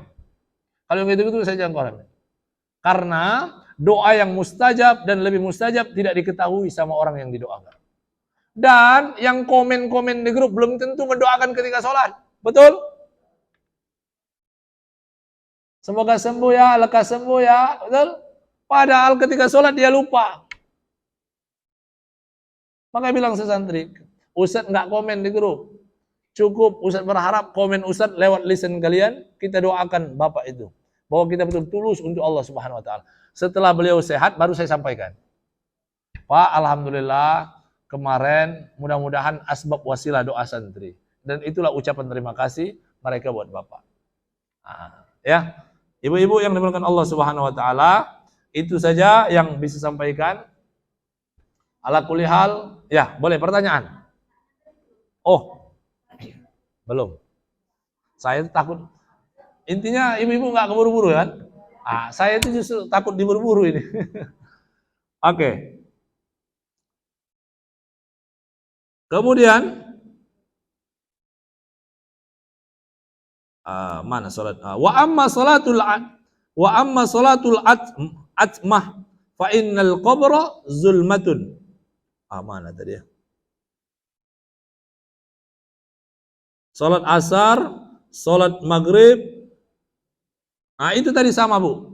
Salat maghrib sama salat isya digabung jadi satu waktunya. Iya.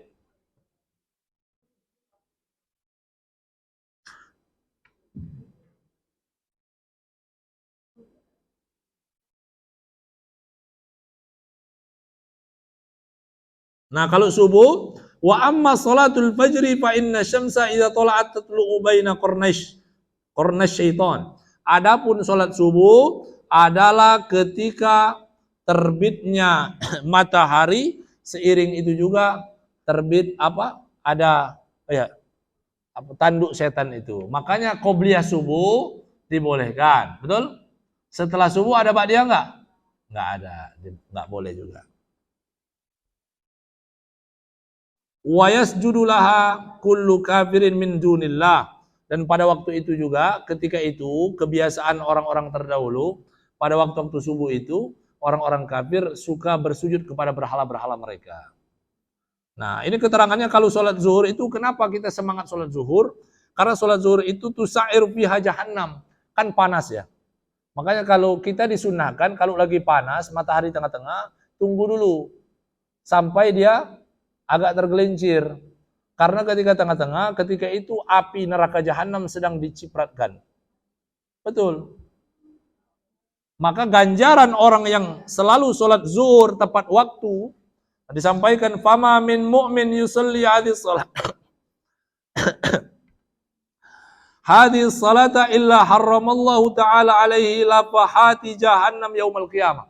Siapa orang yang mendawamkan sholat zuhur tepat waktu, maka dia akan diharamkan Allah dari sentuhan api neraka.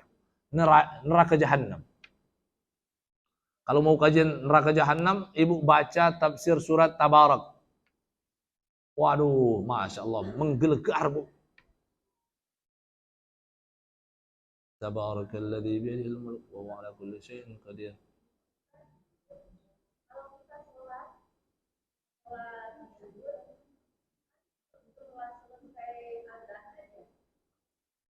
Ya. Betul, kalau ada azannya. Kalau di tempat yang kita nggak mendengar azan, ya, maka kalau ada muadzin, maka kita dengarkan dulu azan. Kemudian bukan cukup mendengarkan, menjawab. Ya, dengar, jawab, selesai itu baru kemudian sholat.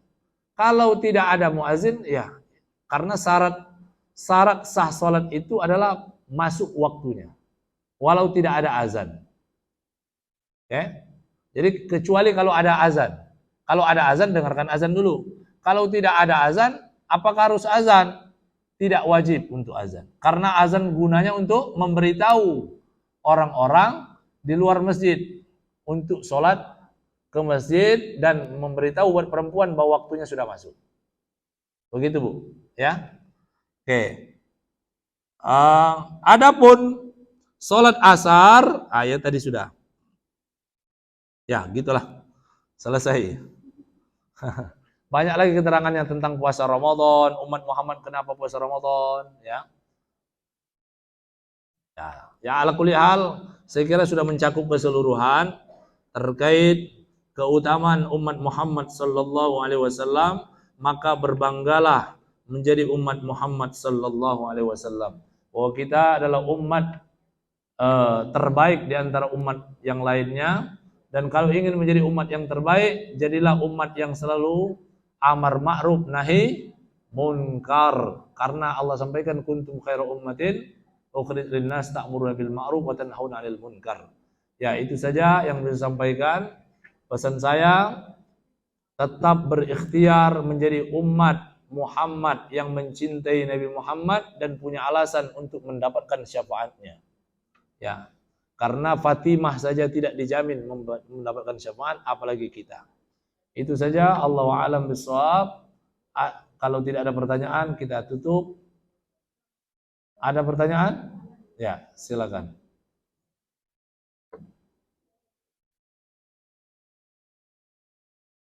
Assalamualaikum warahmatullahi wabarakatuh.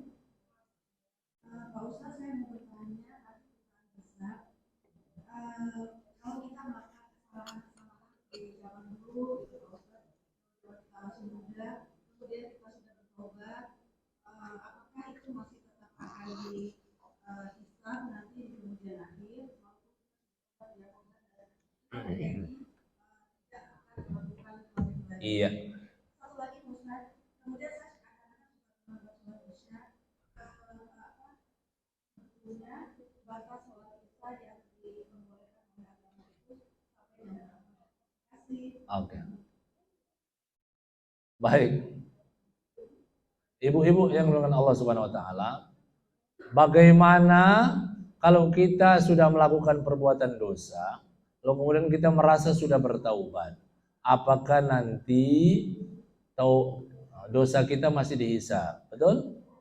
Jadi kalau semua amal kita tetap akan dihisab.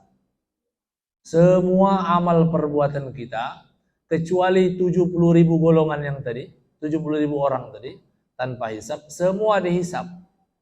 Tahu ibu dihisab itu dihitung, tetap dilihatkan catatannya. Nih kamu sudah melakukan ini, tapi dilihat nanti, oh sudah ada tip X, sudah dihapus ternyata dosanya, ngerti kan? Artinya tetap dihisab, tetap dihitung, tetap ditampakkan bahwa kamu pernah berbuat dosa ini, tapi kamu dulu sudah tobat. Tapi tobat kamu ditolak. Kira-kira gitu. Tobat kamu pernah diterima, namun kamu melakukan lagi, gitu. Kan semua akan ada catatannya. Gitu. Semua akan ada catatannya. Ya. Belum lagi kita sudah merasa tobat dengan satu perbuatan dosa. Sedangkan kita banyak dosa dengan orang lain. Umat Muhammad itu paling banyak yang bangkrut, Bu. Iya, yang dikatakan bangkrut ketika ditanya siapa bangkrut, yang ngirim pahala buat orang lain. Iya. Nanti disampaikan oleh mereka, kenapa dulu kamu bakhil kepada saudaramu, ngasih harta nggak mau, sekarang kok kamu dermawan sama musuhmu? Ngerti maksudnya? Dulu di dunia kamu nggak mau ngasih bantuan buat saudaramu yang kamu sayangi. Kenapa di akhirat kamu baik sekali sama musuhmu? Di akhirat kita baik, saking baiknya semua amal ibadah kita kasih buat dia. Padahal musuh kita yang kita musuhi, iya, sudah habis pula pahala kita, ya udah. Sedangkan dosa kita masih banyak sama orang lain. Bu, yakin nggak mulut kita ini sudah ratusan manusia kita gibahi? Itu yang menyebabkan kita bangkrut. Demi Allah, aku ingat masih kajian gibah kemarin. Makanya ibu-ibu geleng-geleng semua kemarin. Ya. Nggak mungkin 1-2 orang. Karena kita banyak yang kita jumpai. Keluarga kita gibahi. Tetangga kita gibahi. Teman-teman semajelis kita gibahi. Belum yang hartanya kita ambil. Semua mereka akan menuntut. Maka nanti ada banyak kebalikan. Kebanyakan, makanya yang merasa tobat yang sudah terima, Anda sudah, iya kata Tuhan, kamu sudah tobat dari tidak sholat, tapi kamu belum bertobat dari dosa ini. Ya. Nah kalau tobat itu sungguh-sungguh ya, tobat itu sungguh-sungguh, sama seperti minta maaf itu, udah minta maaf tapi nggak mau dimaafkan, ya sudahlah, nggak bisa begitu. Terus minta maaf. Terus. Kita harus punya kulit badak. Muka tembok kalau udah urusan itu. Ibu baca surat Az-Zumar ayat 30 sampai 31. Boleh saya teruskan penjelasannya? Masih ada waktu ibu? Ibu dengar ini. Kata Allah, innaka mayyitun wa innahum mayyitun wa thumma innakum yaumal qiyamati inda rabbikum takhtasimun. Wahai Muhammad, sungguhnya engkau itu akan mati. Mereka juga akan mati. Mereka yang dimaksud adalah orang kafir. Ya. Kemudian kalian nanti sama-sama akan dibangkitkan di hari kiamat dan kalian akan berdebat, kalian akan bersengketa, kalian akan bertengkar sebagaimana kalian dulu bertengkar di bumi. diulang kembali. Makanya dalam tafsir Ibnu Katsir, Zubair bin Awam bertanya, wahai ya Muhammad, ayukarriru alaina al-khusuma. Apakah kami nanti akan diulang semua pertikaian di antara kami sesama muslim ini? Kata Nabi Muhammad, na'am.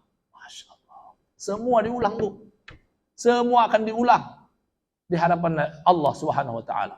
Maka kata Zubair, wallahi demi Allah, innal amra lasyadid. Sesungguhnya nanti urusannya lebih mencekam di hadapan Allah. Makanya ada datang ketika itu dua beradik kepada Nabi Muhammad. Ya Rasulullah, fahkum bainana. Tolong berikan hukum di antara kami tentang harta warisan. Nah, ini yang punya warisan. Atau yang sengketa-sengketa tanah di kantor, di perusahaan, dari mana-mana.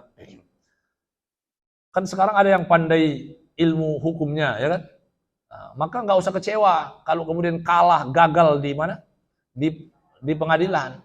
Ada pengadilan Tuhan. Karena kata Allah dalam ayat ini, semua akan ditegakkan keadilan sampai yang berhak mendapatkan haknya. Ya, makanya dua orang ini, ya Rasulullah, tolong berikan kami hukum waris di antara kami. Kata Rasulullah, innakum takhtasimuna ilayya wa innama ana bashar. Sungguhnya kalian datang kepada saya berdua, berdebat, bersengketa urusan tanah warisan kalian. Padahal kalian tahu aku adalah hanya manusia biasa. Fa ahkumu bainakum, dan aku akan memberikan hukum di antara kalian sesuai bukti yang aku lihat saja. Artinya dia punya keterbatasan manusia. Wa ana a'lam, dan aku tahu bahwa ada satu di antara kalian berdua ini ada yang lebih pandai ilmu hukumnya, lebih pandai berargumentasi, atau kalau sekarang lebih banyak duitnya untuk membayar pengacara-pengacara handal. Sehingga nanti hukum berpihak dengan dia karena dia banyak uangnya. Hukum berpihak dengan dia karena dia pandai berargumentasinya. Maka nanti ingatlah, kata Nabi Muhammad. Nabi Muhammad belum memberikan hukum. Dia kasih mukadimah buat dua orang itu. Ingatlah, siapapun di antara kalian yang aku berikan hukum bahwa ternyata harta ini milik si A, padahal si A tahu dan menyadari bahwa itu bukan hak dia, maka dia harus ketahui bahwa ad'u lahu qit'atan minan nar. Sesungguhnya aku sedang memberikan kepadanya potongan daripada api neraka.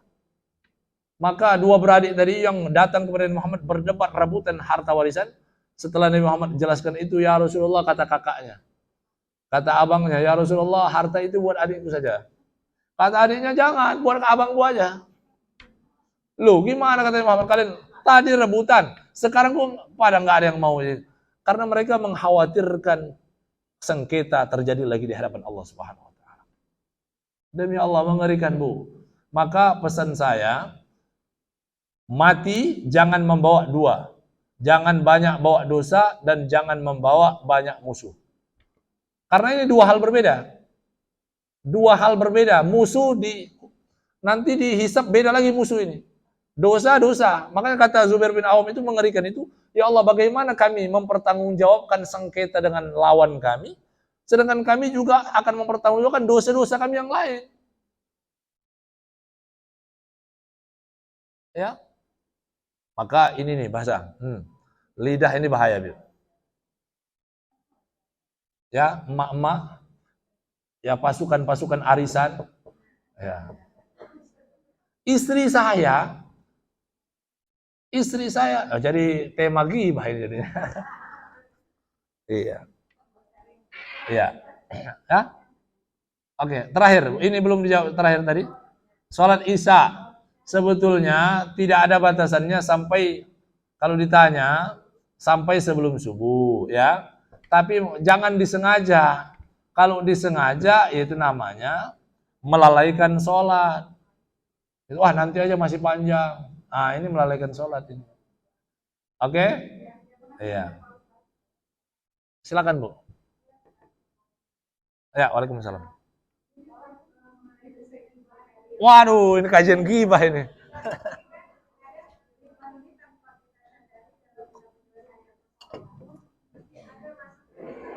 Ya, harusnya ini sesi khusus ini. Kajian berikutnya harusnya. Boleh. Jangan penasaran gitu. Dalam kita menyelesaikan masalah. Salah pancing saya. Jadi gibah juga di dalamnya. Kalau kaki kita gibah, nggak kena menyelesaikan persoalan ini. Apa tuh? Nah, yang jadi masalah Ustaz, ketika kita bergibah tadi, Ustaz kan kita termasuk umat yang bangkrut tadi. Dia Ya. seperti biasa. Ini bisa dibuka nggak ini? Saya buang. Ini Ustaz ada kamar mandi, Ustaz. Ya, sebentar ya. Sebentar Bu, saya potong. Oh ya. Oh ya.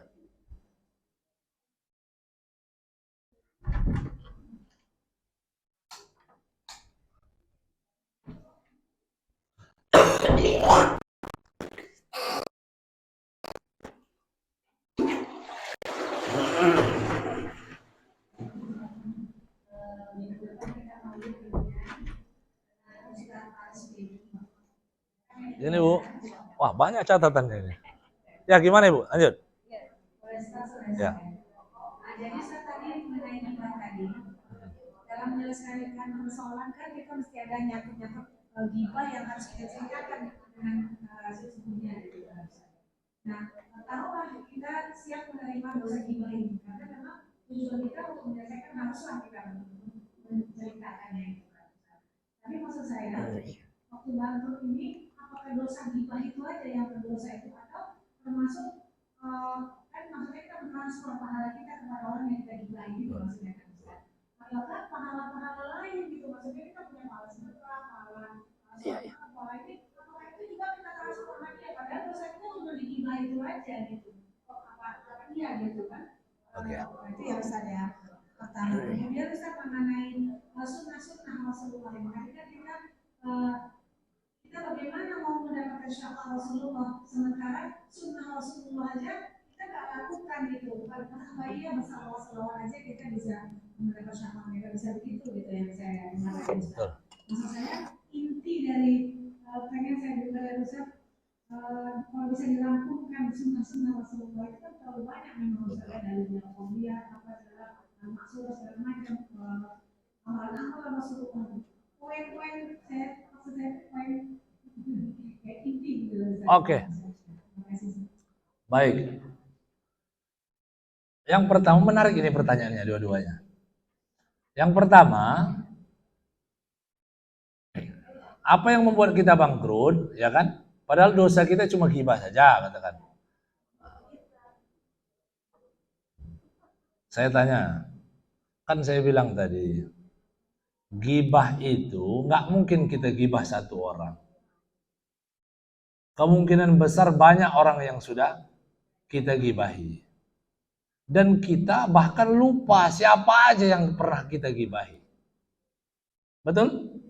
Jadi gibah itu, Siti Aisyah, contoh Bu, ini saya contohkan, saking gibah itu nggak boleh itu, Siti Aisyah itu pernah cemburu sama Sofia. Wah, jadi gerak-gerak ini. Saudara. Sofia itu pernah cemburu sama Siti Aisyah. Siti Aisyah cemburu sama Sofia. Masuk ke rumah, kemudian keluar Siti Aisyah melihat. Habis itu Siti Aisyah datang ke Rasulullah. Ma aksara hadhil imra'ah. Pendek banget ya perempuan itu. Iya. Iya, tapi ketika Nabi bilang, ditegur Siti Aisyah, laqad ikhtabtiha. Engkau telah gibah wahai Aisyah. Loh, la aqulu illa ma fiha. Aku tidak berucap kecuali fakta. Kata Siti Aisyah. Memang benar kan dia pendek ya Rasulullah? Iya, kalau benar engkau gibah. Kalau enggak benar engkau namanya buhtanun azim kalau bahasa Nabi. Bahattaha. Gibah plus artinya. Gibah plus. Ya. Gibah plus. Nah, ini jadi zaman Nabi itu kalau ada orang gibah, jadi ada Salman Al-Farisi atau Zaid bin Sabit kan sekretarisnya. Sekretaris Nabi bersama Ahlus Sufa di Masjid Nabawi. Kemudian dilihatnya ada tamu membawa daging. Bawa daging ke rumah Nabi. Kata sahabat-sahabat Ahlus Sufa di masjid, Zaid ke rumah Nabi. Itu kayaknya ada yang bawa daging ke rumah Nabi. Barangkali engkau bisa mintakan daging. Kita udah lama nggak makan daging. Sampaikan kepada Nabi Muhammad. Keluarlah Zaid, ya kan? Zaid keluar ke rumah Nabi. Ketika sampai Nabi, sampaikan permintaan sahabat-sahabat tadi bahwa mereka, ya Rasulullah, teman-teman di masjid sudah lama nggak makan daging. Sekiranya engkau kasih kami daging. Kata Nabi Muhammad, mereka sudah makan daging. Loh, kok bisa, kata Zaid? Sudah, mereka sampaikan aja bahwa mereka sudah makan daging. Datang lagi Zaid ke masjid kepada ahli suffah dari teman-teman di masjid. Kata Nabi, kalian sudah makan daging. Gimana sih kamu Zaid? Dari tadi kamu nggak lihat daging di sini kan? Wallahi, sampai bersumpah bahasanya, kalimatnya. Kami lam na'kulal lahma mundu kada wa kada. Itu bahasa riwayatnya. Kami sudah lama nggak makan daging, wahai Zaid. Tapi Nabi nggak mungkin berbohong. Masa Nabi bohong sama saya? Kata Nabi, kalian sudah makan. Kalau begitu datanglah kalian kepada Nabi Muhammad. Datang. Kata, wahai Rasulullah, kami sumpah belum pernah makan daging. Sampai hari ini, udah kalian barusan makan daging. Coba kalian kumur dimuntahkan. Coba lihat. Di gigi kalian itu ada darah. Ada bekas daging. Mereka muntahkan, betul keluar darah. Apa yang mereka lakukan? Mereka ketika Zaid bergerak ke rumah Rasulullah, mereka gibai Zaid. Dan Nabi tahu. Pertanyaannya, kenapa Nabi tahu? Kok Nabi bisa mendengar? Ternyata zaman Nabi, kata Nabi, zamanku, hajat rih. Zaman Nabi itu kalau ada orang gibah, ada angin semilir, baunya busuk. Itu zaman Nabi. Pertanyaannya, kenapa beda dengan zaman kita? Kok nggak busuk? Karena saking banyaknya bangkai itu tadi. Sudah saking banyaknya gibah di mana-mana. Makanya Nabi ibaratkan sama seperti tukang pasak daging, pasak apa? Kulit hewan itu kan dipasak ya, dikeringkan itu. Orang itu kan tukang itu kalau udah biasa udah nggak mampu. Ibu-ibu, contoh yang lain. Kalau yang sekarang real, ibu-ibu yang jarang ke pasar tradisional, belanjanya ke mall, ujung-ujungnya sesekali ibu mampir ke pasar tradisional, pasar Jombang, ya kan? Pasar Jombang, masuk sana. Kira-kira kebawaan nggak? Berani nggak makan di sana? Yang nggak pernah ke pasar itu, muntah. Tapi ibu lihat tukang lele, tukang yang jualan-jualan di pasar itu. Yasrabun wa ya'kuluna fiha. Mereka makan dan minum di sana enggak mabuk. Kenapa? Begitulah gibah saat ini. Udah hidung kita udah mampet ini. Karena tetangga di samping kanan kiri depan belakang, atas bawah gibah semua. Maka wajarlah bangkrut. Ya. Wajar bangkrut karena yang menuntut kita bukan satu orang. Nah, kalau ibu bertanya, apakah yang kita transfer itu sholat kita saja? Atau semuanya? Seberapa banyak dosa kita tadi sampai menutupi? Kalau seandainya pahala sholat kita cukup untuk menutupinya, alhamdulillah. Yang menjadi masalah, yang mengkhawatirkan itu, pahala semua yang kita miliki ini, sedekah-sedekah, itu pun akan dipilih juga. Kita sudah merasa beribadah, dicek dulu sama malaikat, mana amal ibadah yang sudah diterima. Dari semua ibadah kita lakukan ini kan belum tentu diterima semua. Nah, yang akan dibayarkan itu adalah yang sudah diterima oleh Allah. Kalau nggak diterima, sudah pula sedikit ibadahnya, yang diterima sedikit juga. Na'udzubillah, summa na'udzubillah. Maka wajarlah bangkrut. Ya, dikatakan bangkrut itu pahalanya sudah habis, belum cukup, masih banyak utang. Ya, masih banyak utang. Akhirnya dosa-dosa orang itu dipikulkan sama orang itu. Itu bangkrut namanya.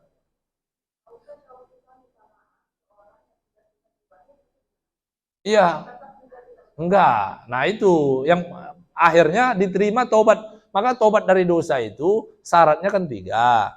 Tapi kalau dosa sama orang lain bertambah jadi 1, harus dapat dihalalkan dari dia. Dia harus menghalalkan dulu. Tolong halalkan dong. Tapi, nah ini lagi. Kalau bertobat dari ghibah, kalau orang yang kita ghibahi nggak tahu, jangan kita kasih tahu. Kemarin saya ghibahi kamu loh. Jangan. Jangan, nggak usah dikasih tahu. Bu, Cud, aku kemarin gibahi ibu loh sama teman-teman. Minta maaf ya. Itu justru menyakiti hatinya. Nggak perlu, cukup bertobat, jangan ulangi lagi dan berbuat baik sama dia. Doakan kebaikan untuk dia. Kecuali orang yang kita gibahi sudah tahu. Dan kita tahu bahwa gibah kita ini sudah sampai ke telinga dia. Dan dia tahu bahwa kita sudah menggibahi dia. Barulah kita, minta maaf ya, mungkin kamu sudah dengar, aku kemarin pernah ngomong yang enggak tentang kamu. Minta maaf sekali. Jadi lebih baik kita nangis darah sekarang daripada nanti, Bu. Demi Allah. Saya itu sampai hari ini ada satu orang yang belum mau saya jumpai. Ya. Walaupun aku merasa aku nggak ada salah sama dia.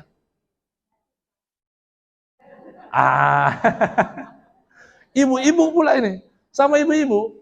Iya, di Bintaro ya. Iya, saya merasa aku tidak punya salah.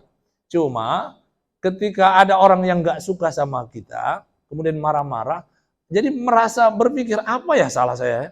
Gitu. Rasanya kepengen tahu. Kalau aku ada salah apa, tolong sampaikan apa yang harus aku buat sehingga kamu mau membuka pintu maafmu. Sehingga jangan sampai nanti di hadapan Allah baru kemudian engkau tagih.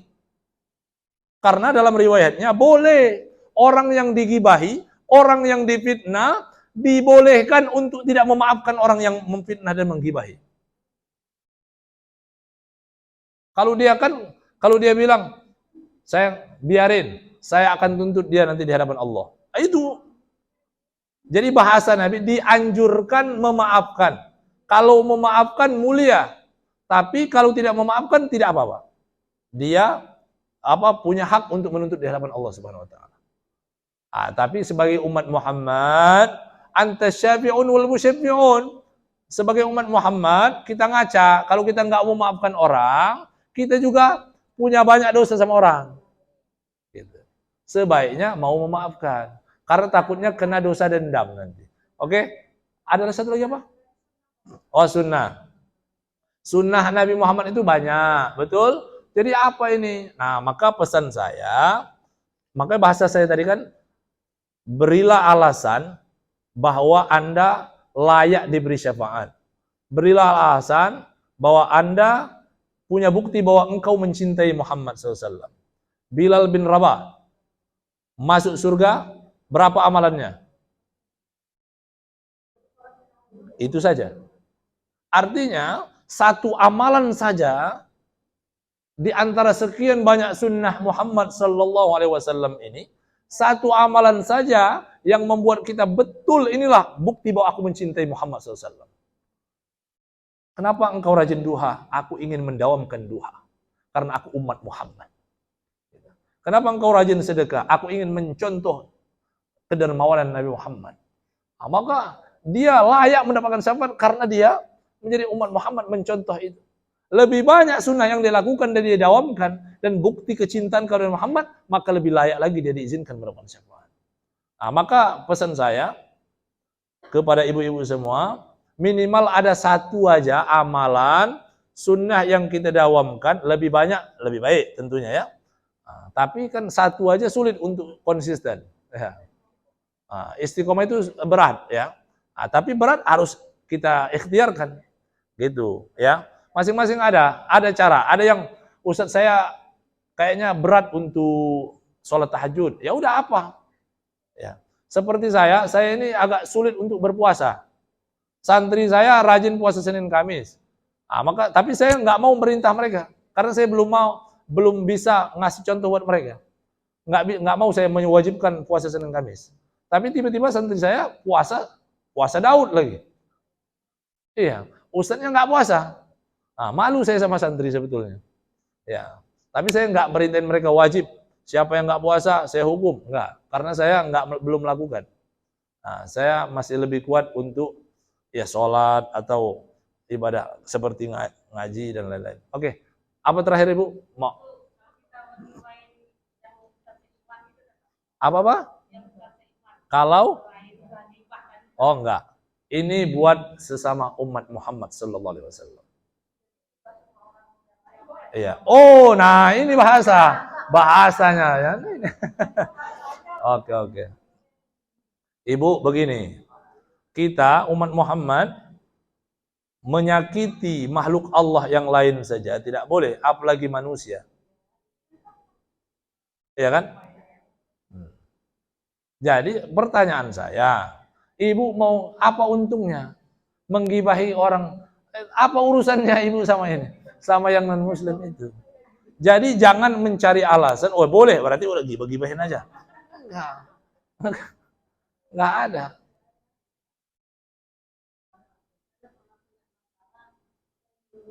Nah, kalau urusan gibah ini ada semua ini curhatan ini. Ah? Oh iya, sepertinya kajian berikutnya saja katanya. Kalau tema gibah, nanti saya kaji lagi lebih luas. Tapi terakhir lah ya. Udah pegang mic, Bi. Yang mana masalah itu kalau jadi mana-mana tanpa saya terjemahin gitu menurut. Jadi saya sudah nggak apa-apa, saya maafkan aja kalau orang lain ini sudah nggak apa-apa, memang saya salah. Tuh, ini bagus. Ini bagus. Ibu legowo itu namanya. Ibu akan masuk di antara sahabat Nabi yang pernah saya sampaikan di sini dulu, yang tema pertama kali, Bu. Masih ingat tentang hati? Tentang pertama yang ahli surga. Nah, kan ada orang yang itu ibadah batiniyah, saya pun udah lama. Pertama kali saya diundang sini, ibadah batiniyah lebih utama daripada ibadah zahiriyah. Nah, kan ada seorang sahabat yang di majelis Nabi yang wudu. Kata Nabi, nanti akan ada seorang masuk dari pintu situ, dia ahli surga. Ya kan? 3 kali berturut-turut, ternyata orangnya sama. Akhirnya Abdullah Amr bin As melirik, wah kok enak orang ini, ahli surga. Penasaran, dia cari, dia datangi ke rumahnya, numpang nginep 3 hari, singkat cerita. Dia lihat amalannya, dia nggak tahajud, dia nggak duha, dia nggak ahli sedekah, biasa saja. Dia tidak punya amalan spesial daripada amalan sahabat yang lainnya. 3 hari dia keluar dan izin pamit, ternyata dia nggak dapat apa-apa. Akhirnya dikasih tahu, engkau memang tidak melihat, kalau mau melihat amalanku yaitu apa yang kau saksikan. Tapi ada satu hal yang mungkin tak terlihat dari matamu. Apa itu? Kata orang itu, aku tidaklah aku tidur kecuali sebelum tidur aku duduk sejenak, kemudian aku ingat dosa-dosa orang dan aku maafkan semuanya. Artinya qalbun salim. Nah, ini beruntungnya. Buat apa juga kita menendam? Saya tuntut kamu di akhirat. Ya. Nah, jadi yang hati seperti ibu itu, hati luas itu. Itu luar biasa itu. Dan ini fadilah Allah kasihkan Allah buat ibu. Ya. Jarang itu. Kita kan mudah dongkol ini. Ya. Nah, mudah-mudahan punya hati yang lembut semuanya. Sebagaimana Nabi Muhammad, kalau kita umat Muhammad, Nabi Muhammad itu nggak dendam sama orang buta, gila itu, ya nggak dendam Nabi Muhammad. Maka contoh Nabi Muhammad SAW. Ya itu saja. Suara saya sudah habis. Ya kalau gibah ini nggak habis-habis kalau kajian sama ibu-ibu, terlalu banyak. Salah pancing saya. Ya. Baik, jadi kita tutup, kita akhiri. Semoga kita semua menjadi umat Muhammad SAW yang setia sampai akhir zaman, dan kita diizinkan menjadi 70.000 umat Muhammad yang masuk surga tanpa hisab. Amin ya Allah ya Rabb. Amin ya Allah ya Rabb. Amin ya Allah ya Rabb. Allahumma salli ala sayyidina Muhammad wa ala ali sayyidina Muhammad, dan diizinkan mendapat syafaatnya. A'udzubillahi minasyaitonirrajim. Bismillahirrahmanirrahim. Alhamdulillahirabbil alamin. Allahumma salli ala sayyidina Muhammad wa ala ali sayyidina Muhammad. Rabbana zalamna anfusana wa illam taghfir lana wa tarhamna lanakunanna minal khasirin. Allahumma inna na'udzubika min ilmin la yanfa'. Kami berlindung dari ilmu yang tak bermanfaat ya Allah. Kami tahu ilmu bagaimana utamanya umat Muhammad. Maka jadikanlah kami umat Muhammad yang mencintai dan dicintai. Umat Muhammad yang merindukannya dan dirindukannya. Umat Muhammad yang berharap syafaatnya dan diizinkan mendapatkan syafaatnya nanti ya Allah. Umat Muhammad yang bisa memberi syafaat dan saling memberi syafaat ya Allah. bukan menjadi umat yang saling mendendam ya Allah, bukan menjadi umat yang saling menuntut satu sama lain ya Allah. Allahumma ya Allah, inna na'udzubika min ilmin la yanfa' wa min qalbin la yakhsha' wa min du'ain la yasma' wa min nafsin la tashba' ya Allah, bi rahmatika ya arhamar rahimin. Allahumma shfi'na fina bi syafaati rasulika Muhammad sallallahu alaihi wasallam.